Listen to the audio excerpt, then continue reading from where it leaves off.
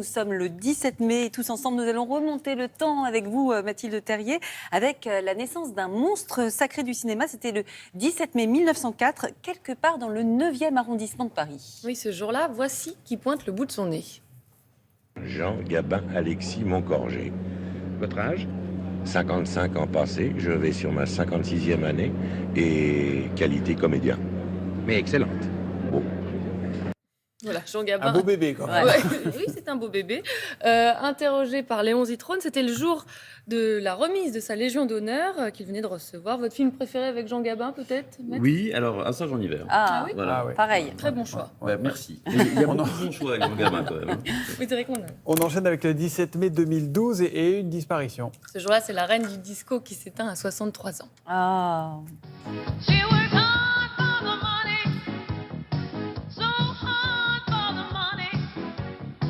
She worked hard for the money, so you better treat her right. Qu'est-ce qu'on aime On aime Donna ce Summer. tube. Ouais. On aime Mais ce pas tube. que, il y en a plein Il d'autres. n'y a que des tubes hyper sulfureux, brûlants.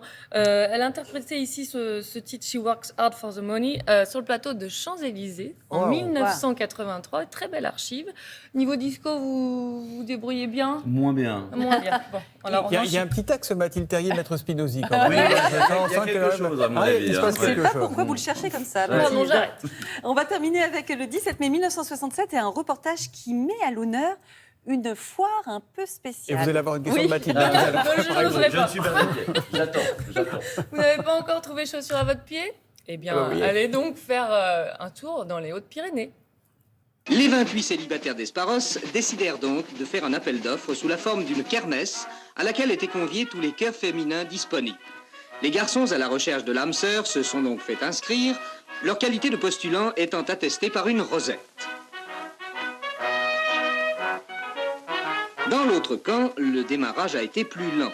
Mais finalement, une soixantaine ont osé arborer l'insigne d'un célibat qu'elles espèrent provisoire. C'était Oh. la plus ancienne foire pour trouver l'âme sœur. Elle a vu le jour 1 an auparavant. Et à l'époque, en fait, c'est pour lutter contre l'exode rural, puisque les femmes partaient travailler en ville pendant que les hommes restaient sur les exploitations agricoles. Et elles se mariaient en ville, donc ça posait des problèmes. 20 000 personnes se pressent dans ce village de 160 habitants pour trouver l'amour et tentent leur chance au bal.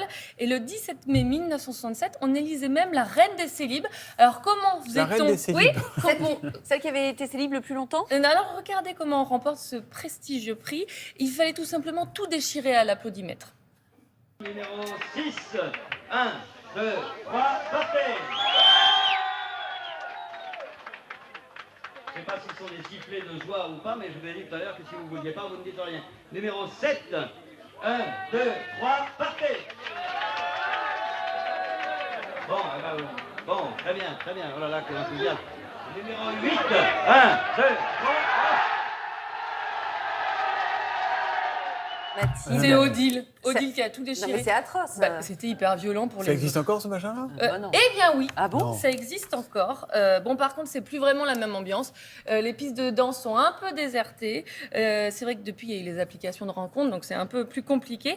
Mais j'ai appelé le maire. Elle aura bien lieu. C'est le 5 juin, sous forme d'un dîner-repas dansant. Vous avez déjà testé une soirée de célibataire? Alors, non, en fait, ça fait 30 ans que je suis marié, donc la question Mais se pose avant, assez peu.